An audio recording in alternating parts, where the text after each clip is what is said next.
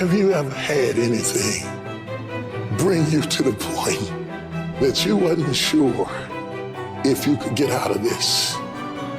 Somehow it's not the one thing, but it's everything. It's everything you went through all the years before, and to find out that the things are never going to stop coming at you, that finally brings you to the point that you say, you know what, I'm not sure I want to get up out of the bed in the morning if all I got to face is another fight. This is for those of you who are going through the fight.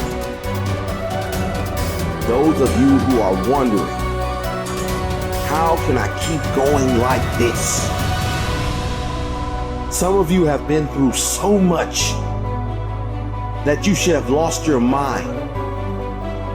It's all right to fail as long as you fail forward. It's all right, but I need you to have heart, because there's some things you just can't get without perseverance. Don't think it's strange when things happen to you, because every man, every woman, every boy, every girl will go through a time where your faith will be tested. I know what it's like to barely hold on, to barely feel like you're breathing, and barely feel like you can come up for air. Look up. Look up and recognize that there is a way out. There is a path for you to take.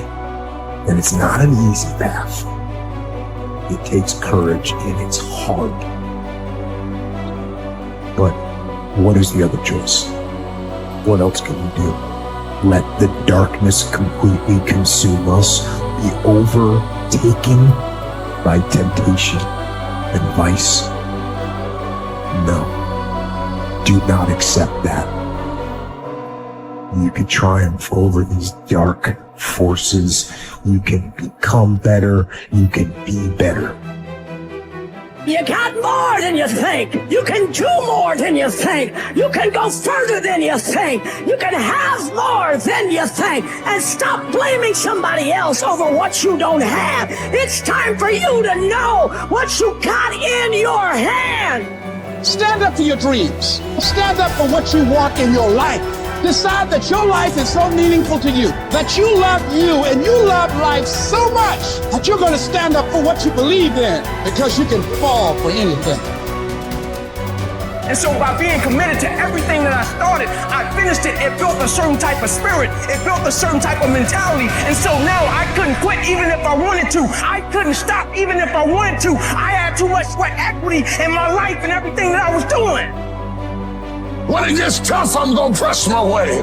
When I get tired, I'm gonna press my way. When it's not convenient, I'm gonna press my way. When my heart is broken, I'm gonna press my way. When I'm rejected, I'm gonna press my way. When I'm broke, I'm gonna press my way. When I'm despaired, I'm gonna press my way. You would just believe that your day coming, that the sacrifices you are making today, they gonna pay off. But if you do not believe, it ain't gonna happen. So I need you to work on your faith. I need you to wake up every day and say, today ain't the day, but my day coming. And I will not give up until I get to that day. I will not stop. I will not give up. I will not give in until my day comes.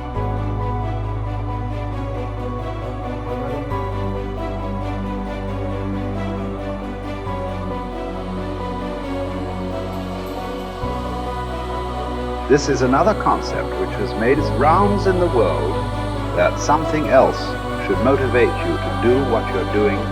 If what you are doing is significant enough, you don't need any other thing to motivate you. If what you are doing is truly significant to life, why do you need another motivation to make that happen? If you really understand and experience that what you are doing is truly important for every life around you, you don't need a motivation. Life just goes on. See, does your heartbeat need a motivation to keep it going? I'm asking you. All the life processes is not asking for any motivation, isn't it? Monsoon is coming. Any motivation? No, it's coming year after year, because the natural process is going on. Simply like that. In you and me, life is on. What I'm telling you is, if you are doing something which is aligned with the fundamental life process of who you are, This can find a million expressions. It need not be just spiritual teaching. It can find a million expressions that what you are doing is aligned with your fundamental life process. Then you will not need anything to motivate you. Simply, as a part of life, it will just happen. How much you do simply depends on how much time you invested on upgrading yourself. The problem with the world right now is people are always trying to upgrade their activity. If you upgrade your activity without upgrading yourself, you are bound to break up somewhere. It's like you went on a Formula One track because you want to be on a fast track, and you went with your Maruti 800. Suppose you hit the right kind of speed. All the four wheels will go in four different directions.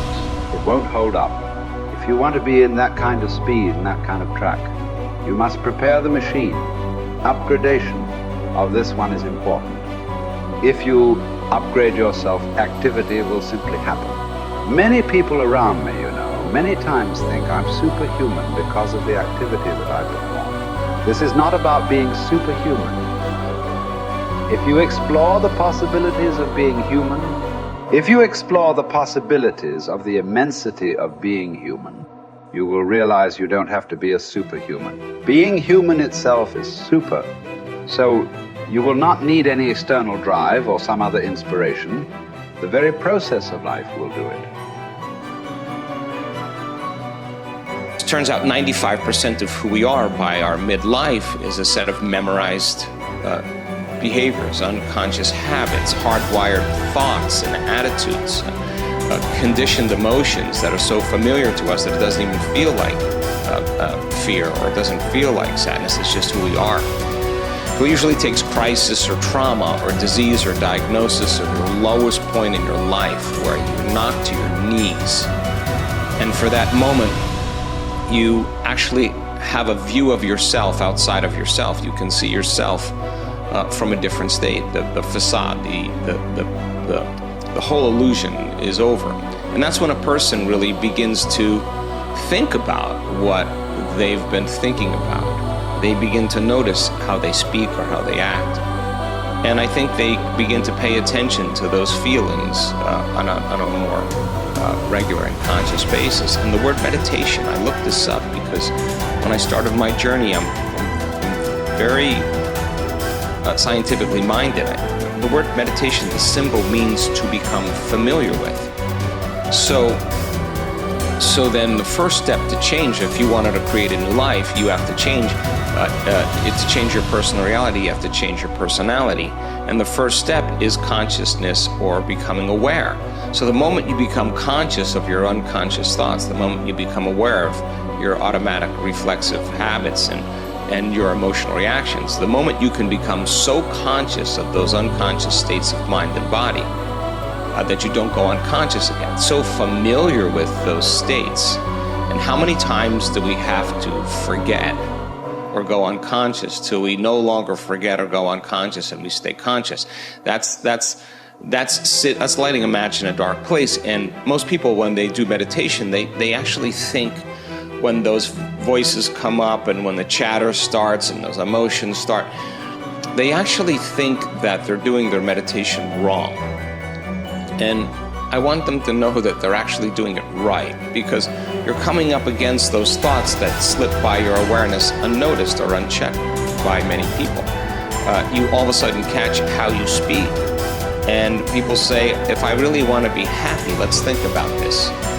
I don't want to complain. I don't want to blame. I don't want to make excuses. I don't want to feel sorry for myself. I'm going to stop that. Now that's breaking a habit of being yourself. That takes a lot of energy and a lot of awareness. And our environment then, the circumstances, our environment are always available for us to think and feel equal to everything in our life, So the environment for many people, as we said earlier, controls the way they think and feel.